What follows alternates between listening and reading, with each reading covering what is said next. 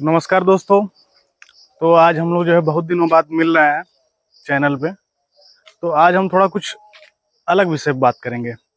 आज हम बात ये करेंगे कि कृषि करना क्यों एक कठिन टास्क है। अन्य कार्यों से सर्विस सेक्टर है या फिर जो है मैन्युफैक्चरिंग सेक्टर है, उसके अपेक्षा में कृषि कार्य क्यों ज़्यादा कठिन है और क्यों इतना प्रॉफिटेबल नहीं है आज के समय में। अब इस चीज़ का आप ये प्रत्यक्ष उदाहरण देख सकते हैं कि अभी बारिश हुआ है यहाँ पे। चूँकि 2-4 दिन से यहाँ पे मौसम गड़बड़ है, उत्तर प्रदेश के कुछ ज़िले प्रभावित हैं।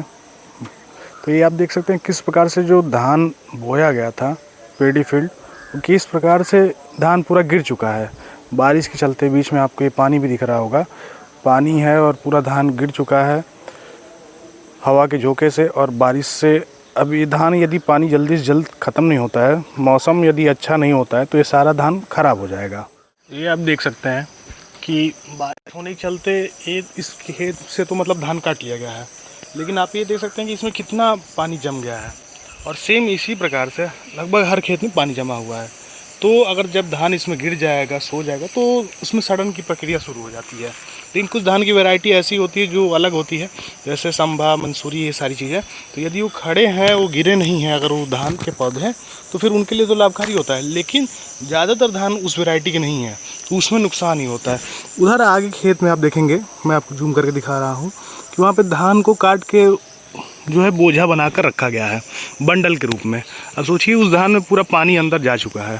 तो अब वो उसको यदि सूखने का मौका नहीं मिलेगा, यदि तत्काल एक दिन के अंदर मौसम सही नहीं होता है, धूप नहीं होता है, तो इसमें सड़न की प्रक्रिया शुरू हो जाएगी। तो इस प्रकार से कृषि कार्य जो है प्रभावित होती है। तो यहाँ पे आप देख सकते हैं बारिश के चलते सारा धान को जो खेत से जो काट के लाया गया था, इसको यहाँ अंदर रखा गया है।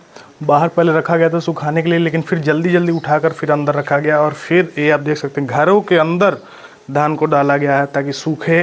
इसके अंदर कोई गर्म, इस जब धान एक ही जगह इकट्ठा रहता है तो अंदर गर्मी पैदा हो जाता है, तो फिर ताकि उसमें सड़न ना हो, इसके लिए पूरा ये फैलाया गया है अंदर घर में। तो देखिए किस प्रकार से किसान अपना काम करते हैं, घर के अंदर फैला के रखे हुए हैं ताकि धान थोड़ा भी ख़राब ना हो।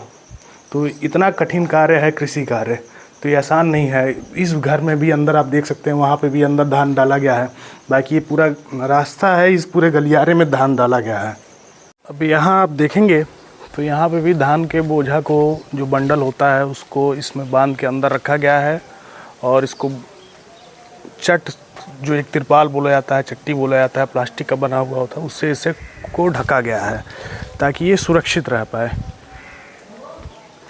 फिर साथ ही ये सामने भी देखेंगे आप, तो ये धान पहले बाहर डाला गया था और फिर इसको ले आके अंदर रखा गया है।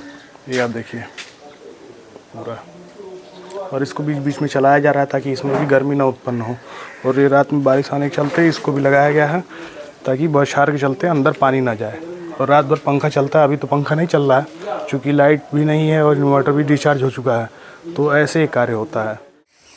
ये देखिए प्रत्यक्ष उदाहरण, धान को काटा गया है खेत में, और खेत में मिट्टी और इन सारी चीज़ों के चलते ये पूरा अब इसी में जम गया है पूरा। ये आप देख सकते हैं किस प्रकार से यहाँ मिट्टी है, पानी भी है, क्योंकि इसी में सूख गया है। ये देखिए ये धान, ये देखिए पूरा चिपक गया है ये पूरे खेत में, इसी प्रकार से देखिए। तो दोस्तों इतने सारे उदाहरण देखने के बाद ये समझ में आ ही गया होगा कि कृषि कार्य छोटे स्तर पे या मझले स्तर पे प्रॉफिटेबल नहीं है। और उसमें भी यदि डिजास्टर, कोई प्राकृतिक आपदा आ जाती है, तो इस अवस्था में तो वो ना छोटे के लिए फ़ायदा है, ना मझले, ना बड़े किसानों के लिए, किसी के लिए फ़ायदा नहीं है। तो आप सोचिए कि कृषि करने के लिए किसान जो है आप रबी, खरीफ ऐसे आप करके देख लेंगे, और जायद फसलों में तो प्रत्येक का सीज़न लगभग 3 से 4 महीने का होता है, जिसमें बुआई से लेकर कटाई तक सारी चीज़ें इन्वॉल्व होती हैं। तो सोचिए उसमें समय समय पर पानी देना, बीज लाना, अच्छे क्वालिटी की बीज का यूज करना, अच्छे उर्वरक फर्टिलाइज़र का यूज करना, समय समय पर निगरानी करना, कोई पेस्टिसाइड वगैरह डालना ताकि कोई बीमारी ना लगे, जो गांव में नीलगाय वगैरह या फिर किसी पशु, आवारा पशु से भी उनको बचाना। तो इतने सारे चीज़ों को करते हुए एक कृषि कार्य किया जाता है, तब जाकर ये चीज़ें शहरों तक सप्लाई होती हैं, दूसरे देशों में सप्लाई होती हैं, अनाज का सप्लाई होती है। और हम लोग कई जगह देखते हैं कि हम लोग जो है अनाज को बर्बाद कर देते हैं या जो भी खाना होता है उसको बर्बाद करते हैं। तो ये वीडियो बनाने का मुख्य मकसद ही यही था कि चूँकि प्राकृतिक आपदा भी आ गई थी और इसी के माध्यम से ढंग से समझा जा सकता था, हम सभी लोग ढंग से समझ सकते हैं कि हाँ हमारे किसान भाई कितना मेहनत करते हैं। इसी चीज़ को समझना चाहिए हमें और उनके भावनाओं को का कद्र करना चाहिए। और अभी देखिए, अब इसमें कई जगह ये भी सुनने को मिला है कि कहीं कहीं ओलावृष्टि या बर्फ़बारी वगैरह ये सारी भी चीज़ें हुई हैं।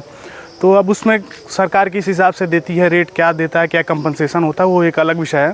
तो यहाँ पे समझने वाली बात यही थी कि कृषि कार्य जो है इतना आसान कार्य नहीं है, इतना प्रॉफिटेबल भी नहीं है। छोटे और मझले किसानों के लिए तो ये बस हैंड टू माउथ होता है। हैंड टू माउथ मतलब जितना उगाए हैं, जितना हाथ में आया उतना खा लिए, तो बस उतना ही प्रोडक्शन होता है जितना से उनका जीवन यापन हो पाए।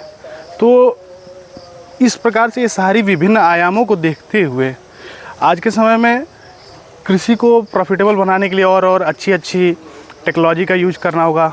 गवर्नमेंट काम भी कर रही है, स्वामित्व स्कीम, ड्रोन स्कीम से ये सारी चीज़ें, अच्छे उर्वरक देना सब्सिडाइज रेट पे या फिर अच्छे बीज देना, ये सारी चीज़ें गवर्नमेंट अपने तरफ से भी कर रही है। लेकिन हमें भी उस चीज़ में सहयोग करना चाहिए। किस प्रकार से कर सकते हैं ये हमको देखना चाहिए।